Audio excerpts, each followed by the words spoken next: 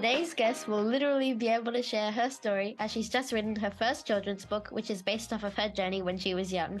She is the captain of the Australian Diamonds netball team, has won the Liz Ellis Diamond Award twice, and last year led her country to a Commonwealth Games gold medal. I've also been told that she loves Aero Mint chocolate and likes to squish bugs when she walks. Let's find out if that's all true as I welcome Liz Watson. Thanks so much for Hello. chatting to me. Hi, Abby. I really want to know who told you those facts because I do love Aeromin chocolate. Yeah, possibly your teammates, but Of yeah, course. I'm super excited to chat to you today. So yeah, your teammate shared that information about you squishing bugs. What's that all about? I don't know. I think she thinks when I walk, I like twist my feet, so she thinks I'm squishing bugs. I didn't even notice it until she said it. So maybe she's noticed something that you don't even realize that Yeah, you do I on think so. purpose. I think it's Hannah Mundy, to be honest.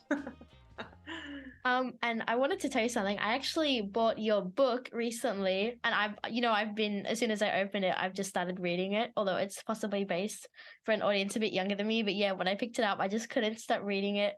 And I think it's just really good, because it kind of shows your journey from when you were young, and you kind of had the same, you started out kind of playing when you were 12 years old, and you played the same positions as me, which I thought was really cool. What kind of made you want to write this book, especially something that's so personal, about yourself? Yeah, oh, thank you so much for that. I guess it's a children's book, but it pretty much is the exact same story of how I started playing netball. The characters are real. My mum and my dad, my two brothers, my best friend Katie, she's still one of my good friends, who got me into netball. And I guess it was just a way of showing that, yeah, I started netball a bit later. I was playing lots of basketball before that. But I guess it was, giving kids that opportunity in school, have a go, because obviously it's sport. We play lots of school, find that sport that you love. And then I was able to go on and play on a Saturday morning with my friend Katie. So I guess it's more for kids to encourage, to get out there and play sport, but also just to encourage kids who love netball and sport just to get into reading. I am studying primary school teaching, so it's part of that as well. Yeah, and like I said before, I was really interested to know that, you found out you only started playing netball because of your friend when you were 12, like me. And it was, really weird because, you're the Australian, captain, and I'm just a girl that wanted to play netball because of a couple of friends. Did netball kind of like interest you before that? Because I read that you played basketball before. Yeah, I actually didn't. Oh, my mum did play netball, so I knew a bit about it and watched her growing up when I was a bit younger. But I've got two brothers, so I kind of did whatever they were doing. So lots of swimming, Oz kick, and basketball was something that we all could just do. And I loved basketball because it was team. It was a team sport.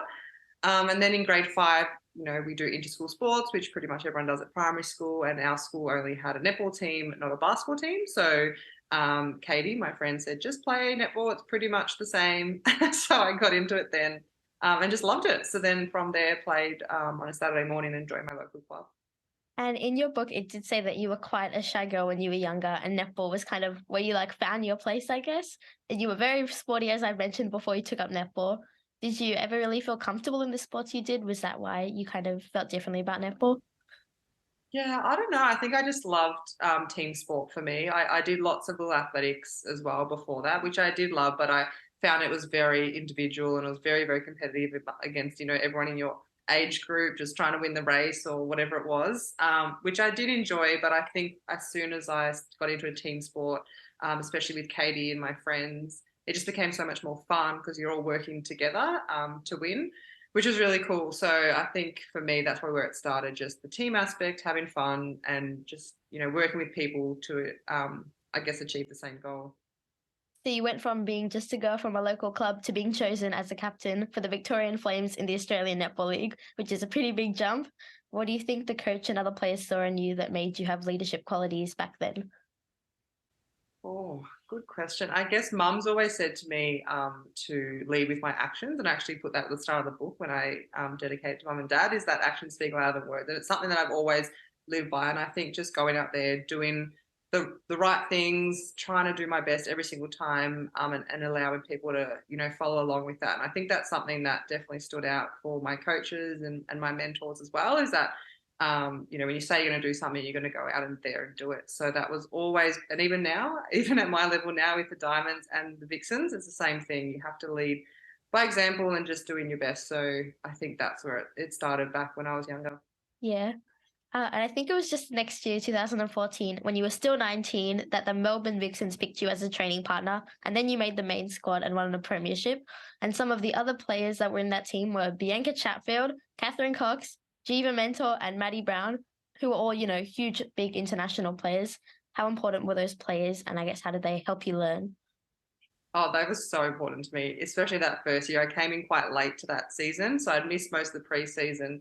And I replaced a player who was pregnant, so it did happen quite late in the preseason. I think we're only about a month out from the start of the season, so obviously very exciting. But I felt like I wasn't up to scratch with being as fit as the girls or as across, the game plan. I felt very, very much behind, and I think having the support of someone like Bianca, who's still one of my best friends today, she was the captain at the time, and she just really, really helped me. And I think I was very lucky in that group. It was such a, I guess, strong team with Kath Cox. We had Maddie Brown, and I guess I was just in that center position, and I felt like I could just play my role, just do what I need to do, and then everyone around me was really supportive. So I was, yeah, I count myself very lucky for that first season because they definitely gave me the start that I dreamed of. And obviously to win a premiership was very exciting. And the next one we won was in 2020. So I think I realised by 2020 how hard premierships are to come by. I think I took the 2014 one probably a bit too much for granted because it was my first year, just having fun and just loved it.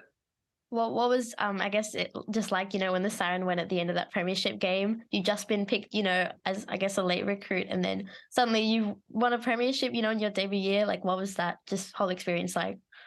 Yeah, it was amazing. And we did it in Melbourne as well. So all of my family and friends there were in the stadium watching, which was really cool. But I guess I'd been part of Victorian Pathway for such a long time.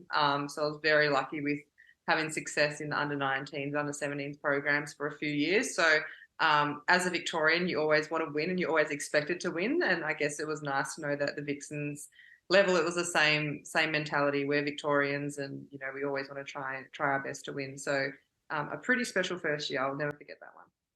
Were you kind of like the kind of player that would just, ask all of those girls lots of questions, or did you kind of just, I guess, more watch their actions and learn from them that way? No, I asked lots of questions. I remember Kath Cox saying to me, "It's great. You need to keep asking questions." And I think because I felt like I was a bit behind, missing most of the preseason, and coming in quite late, I just had to catch up as quick as I can and ask all the questions I could. And it wasn't just all the stuff on court; it's everything off court about being an elite athlete. When we travel, different things we do with our fans and our sponsors and the club, and just everything that comes with being an athlete. They were, they've been doing it for 10, 15 years at the top level. So I had some pretty good experience around me. So I just wanted to pick their brain all the time. And you were actually roommates with Bianca Chatfield on a Melbourne Vixens tour that year, and she said this about you. She trains hard, she contributes as much as she can to the team. She's so humble and mature, far beyond her years. It's endless what she'll be able to achieve in her netball career if she keeps going along the way she is. It looks like Bianca knew what she was talking about. You obviously have had other women who believed in you and encouraged you a lot along the way. What kind of difference do you think that can make, especially, to a young girl and woman?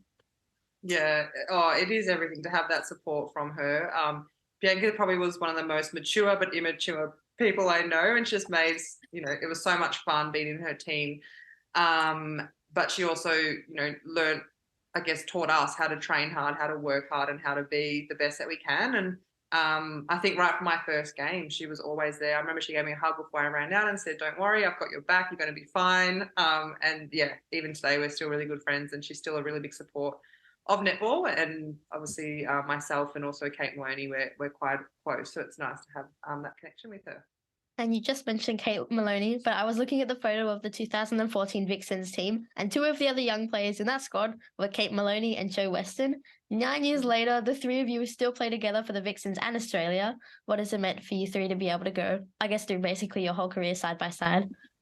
Yeah, it's kind of unheard of. And even, before we got to the Vixens, we played together in Victoria for a long time. So I think it's been since we were about 15 years old, and we're well, Kate's 30, I'm nearly 30. So it's been a long time. But it's nice to know that we've gone through that journey together. We've obviously had so many amazing experiences, some really tough seasons. We've had injuries. We've had everything you can possibly have as an athlete. We've been able to share together, and been able to stay in our home state. I think that's the pretty, I guess, cool thing. And now with Emily Mannix as well, we've all kind of been able to stay in Victoria, which is very, very lucky to be able to do that. And I know lots of lots of players have to move around to get the opportunity. But for us to do it in Victoria because we love it here, it's been really cool. And you made your first Aussie squad in 2014, but you didn't actually play your first game for the Diamonds until about 2 years later. How do you think it was actually a good thing, having to wait? Yeah, I think it was. I think 2014 was a massive year for me, and it was actually a year of a Commonwealth Games. So I remember my first ever Diamonds camp. It was actually a selection for the Commonwealth Games team, which in my mind was just crazy because I was like, I don't even think I should be here, and I'm going into a selection for a Commonwealth Games. So there was a squad of us, and I remember they would actually sit everyone down in a room and call out the names of the athletes, and you'd go out the front of the room. And I think for me, it was just exciting to be in that environment, to be with players, obviously with like Bianca and those girls, but also, the equivalent of those athletes from different states. Someone like Julie Coletto, who I looked up to so much, and she was there. And I think it was nice to get a little taste of the environment and I guess show me that that's what I want to do and that's where I want to be. And give me motivation to go back, have a really good preseason in 2015 and 16, and then get my opportunity. So being in that like Commonwealth Games environment with, lots of international stars kind of prepared you for the rest of your career, I guess? Yeah, I would say so. It definitely gave me that excitement and motivation to want to be there and want to play for the Diamonds, because you sort of make your squad and then you want to make your first team and then you want to get on court for the first time. So there's so many different steps and each of them take time. So you just got to enjoy everyone that you've got. Even when I was first in the team, I didn't get on court straight away. So you want to work really hard to get that opportunity on court. So it definitely comes in steps. And including you, I've been pretty lucky enough to interview quite a few captains of Australian sporting teams, and they all seem to be a bit different in, I guess, how they lead. What do you think makes a good leader?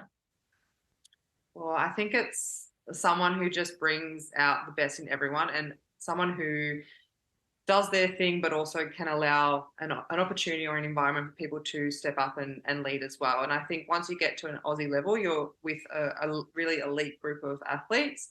And most of the athletes in that environment are probably leaders back in their own club or have been leaders in time. So everyone is a leader, everyone's got those skills, and it's how can we all work together and bring that out. And I think, even at the Diamonds now, it's obviously myself and Steph Wood, but we've got a bigger leadership group, and then it extends to the whole squad. We call it shared ownership.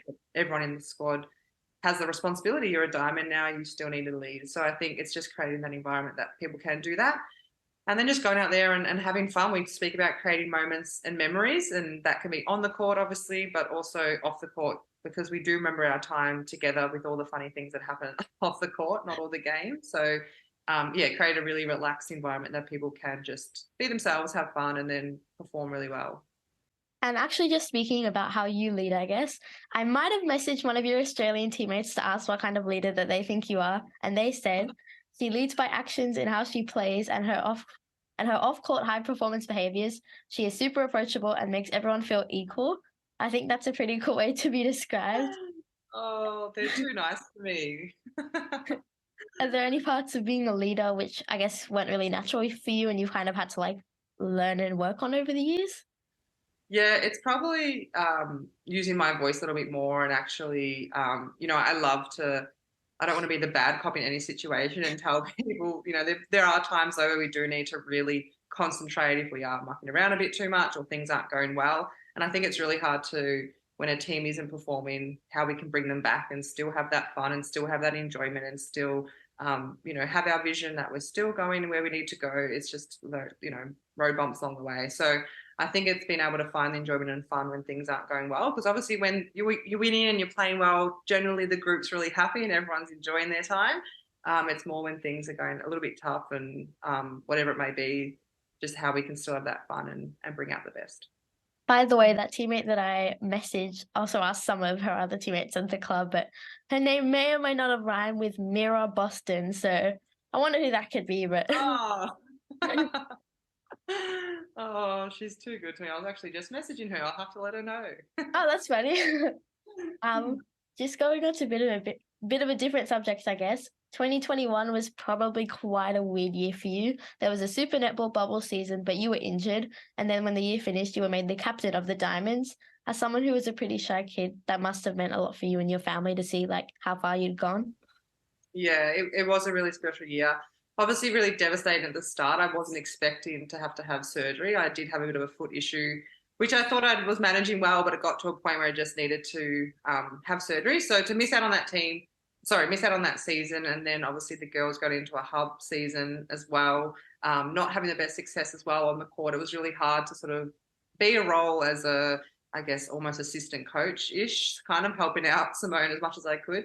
But then, I think just learning from in another way, and then going through my rehab, getting myself in the best physical position I could for the, next season, because, we decided that, there's no point rushing this injury back, take out the whole year and come back. And I think that Diamonds camp at the end was nice to be with that group. And then I think the most special part of that whole announcement was that it came from the squad, like the squad of the team who put in nominations, they put in their feedback. You have an interview process based on that with the coaches and some panel members, but it actually comes from the squad. And I found that really, really nice. And it gave me a lot of confidence to know that I've been put in this position for the girls who were going to go on this journey together. So yeah, it was a really cool moment. I actually found out in isolation. I was in Perth in quarantine and we had to do a Zoom call. And yeah, it was pretty special. Quite a roller coaster year it seemed, but it's good that it had a good finish, I guess. Yeah, it was really special. And I guess just talking about netball as a sport, it's always kind of been one of the leading sports to kind of just inspire girls. And as the captain of the national team, what kind of message and example do you and the team, I guess, aim to set for young girls? Yeah, we want girls to just stay in sport, I guess, and just be active as much as they can. And you would know with all the amazing females that you've spoken to is how, whatever sport it is, we want girls to be playing. And we know that the older that girls get, the more that they just sort of drop out of the sport or just stay active in general. So I guess, yeah, we are netballers and that's what they see us as, but we also want to be really good role models with all the things that we do off the court as well, and how having that balanced life is going to create the best version of yourself. So I guess we're very lucky in our position to be able to play every single week with our state and then go away with our country and represent your country. It's kind of crazy to say it like that because you kind of forget that how many little girls like yourself are out there playing at netball every single week, and we're the ones who get to go and play for our country. So we hope that it excites people to want to play netball, want to watch netball, and come to a live game. Everyone says it's a lot rougher and it's definitely not a non-contact sport. So we're definitely exciting. It's exciting to watch. Well, starting her way and watching netball was definitely the thing that got me into it personally. So I guess that's good knowing that it must, motivate lots of other girls to do it. But I guess just talking about who inspires you, which other athletes from, netball or just any other sports are inspiring you at the moment? And do you learn anything from them, like different qualities? Yeah, I definitely think it was Bianca back when she was playing, and just Bianca Chatfield and the leadership that she had and the way that she played. But someone who else inspires me so much, which she wouldn't even know, it would definitely be Gretel, Gretel Guetta. We've obviously played a lot of time at Diamonds together, but she's someone who's so competitive and so determined, but she's just so fun and carefree. And obviously sport's a big part of her life, but she realizes that, there's so much else in your life and you can have a really good balance, have a really good life. And I think, obviously with her son now and another one on the way, she's definitely shown that you can do whatever you want to do, and it's hard and she makes it look easy, but she has so much fun. And I think she just relaxes everyone in the team. So we call her the unicorn because she's just amazing at everything she does. She never has to have a massage or anything, and she's just playing so well. So yeah, she's pretty special. That's a pretty cool nickname. I don't know if I've heard that before. She is pretty cool. But I guess like also just like outside of sport, are there any women outside of sport that really inspire you? Probably. Probably I would just go with my mum, to be honest. She's someone she's a principal of a primary school, so she's definitely a leader and has probably taught me those leadership skills and how to have hard conversations, how to manage people, how to bring out the best in people, and obviously in a different environment in her work. But she's someone who's always there supporting me and has been right from the start in every game, but someone that, we can have really good conversations together and we're about different things, her work and my sport, but you can see a lot of similarities in that. So I think the way that she's does the thing that she does with her school and how amazing it is now. It's pretty cool to see that there's lots of similarities between our sports. So did she kind of like inspire you to get into teaching as well as, like netball? Was that the reason that you started, or did you just really love school when you went? Well, when I left school, I was like, I don't want to be a teacher. I've got lots of teachers in my family, but then I think netball probably brought that out of me because we did lots of clinics and school holiday clinics and things like that with kids. Yeah, and just visiting schools a lot and showing netball to lots of different kids. And I think I just had a really, I don't know, just a connection with the kids, and it was fun, and I loved it. And I thought, I think this is what I really want to do. Away from the court. So I am still going, nearly done there. So then hopefully when I finish my netball career, yeah, that'll be my next chapter. Well, I'm excited to see what you get up to then. Um, I guess just like right now, we're in this like super exciting time where women's sport is just doing amazing things and girls and women just have, more possibilities than ever before. And netball has always been a great sport for decades. But what do you think the sport can do or could do to just keep evolving for more and more girls so it can be more accessible?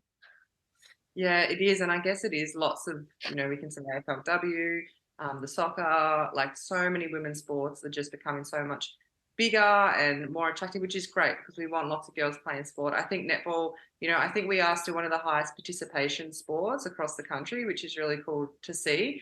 It's probably been able to give more opportunities at that elite level. We've only got 8 teams in Australia, which is 10 athletes per team. So it's not that many numbers compared to footy or soccer or even NRL. So I guess it's how can we make our competition bigger? How can we get more opportunities for young girls to see that there are different elite programs that they can go to? So once they get to that elite level, they're not sort of picking between different sports. They know that they can still follow the netball pathway and have a really good opportunity. It's pretty crazy how you mention it, how there's like, millions of people in Australia, yet we've only got 8 professional teams. Do you ever just kind of like sit back and think like, wow, look at this, amazing opportunity that, I have?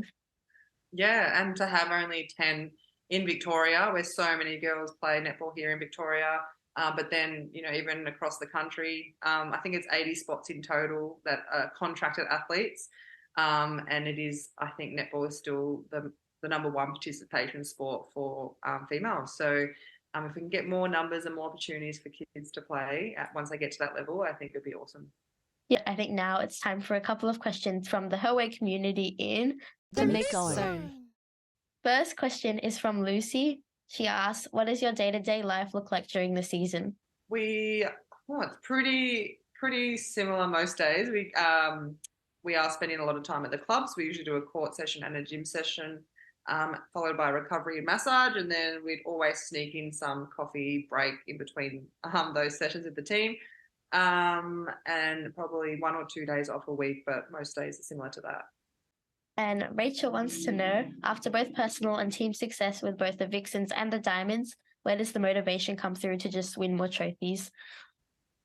I think for me, it's probably just knowing that this isn't going to last forever. And I'm really lucky to have this opportunity right now in my life. And one day it won't be here and I won't be playing sport. So I guess taking motivation to do the best that I can in that time with that team that we have and treat every single, I guess, experience as its own experience and not kind of relating it to anything else. It's its own thing. It's its own game. It's its own tour, or even a World Cup. It's its own thing. So yeah, how can you make the most of that moment right then? And this one is from Vicky. You come from an AFL family where your uncles and brother have all played. If AFLW was a pathway for women when you were young, would you have considered playing that? Oh, maybe. I played a little bit in primary school actually, but I might have, because I actually was around my brother's footy a lot doing the boundary umpiring for his team when he was younger. So I did love it and I do love it, but I'm not sure how I'll go with the tackling and all the contact. You could have been like Ash Braz, but I guess, not that many do multiple sports. They're so different and she makes them both look so good. It makes it look very easier. I played AFL for a bit, but it was pretty hard, pretty rough. Yeah. So I'm happy I'm doing netball now. It's a bit more, still very contact though. Yeah, it is. It's getting a lot rougher. And Ali, who is a big Vixens fan, asks, you were still quite new to being captain when the sponsorship issue happened last year, but the team came out of it unified. How do you navigate this and bring everyone together when you were still new to the job? Yeah, I think it was just leaning on all the support around me, and I think having such a united team was such a big thing for me. And Steph was probably my biggest supporter in that time. Steph Wood as vice captain, but it was obviously a very very tricky situation, and there was a lot going on, and we were on a tour. We wanted to perform really well for our country, so I think doing what we could do, controlling what we could. But I think having such a strong team, everyone in the team was so united, everyone in the team was so supportive. That definitely helped me as a leader. And just finally, you might like this question. A quick question from Australian Opal's basketball captain, Tess Madgen. She wants to know who your favourite character on Ted Lasso is. Oh, I love Ted Lasso. I think it has to be Ted, definitely just Ted. But I also love Keely. But we were talking about it because I don't know if you've watched it, but it's one of my favorite shows, and I finished it all. So, yeah, Tess is pretty incredible in her own way. So it's nice that we both love that. Well, that's all of the questions from the mix zone. But just finally, netball has obviously given you some pretty amazing opportunities. Is there anything left on your bucket list that you would like to do while you have this profile? Oh, I think obviously a gold medal at a World Cup will be pretty incredible. That's probably the next goal. And I think just to play for as long as I can when I am enjoying it. And I guess for me, it's when I stop enjoying netball or feel like it's, I guess like a job or like I think that's the time to know that it's probably time to step away, but I do love it so much. I'm having so much fun, really supportive team at the Diamonds as well. So yeah, I've been very lucky with all my experiences with netball. I feel like I've been spoiled with everything I've been able to do. So we'll see how we can go for how much longer. Well, those are all of my questions for today, but thank you so much for joining me, Liz. And everyone, remind to grab a copy of Liz's book because it's pretty awesome. Thank Thanks so much. you. Thanks so much. Thanks for listening. To support Herway, visit the link in the description section.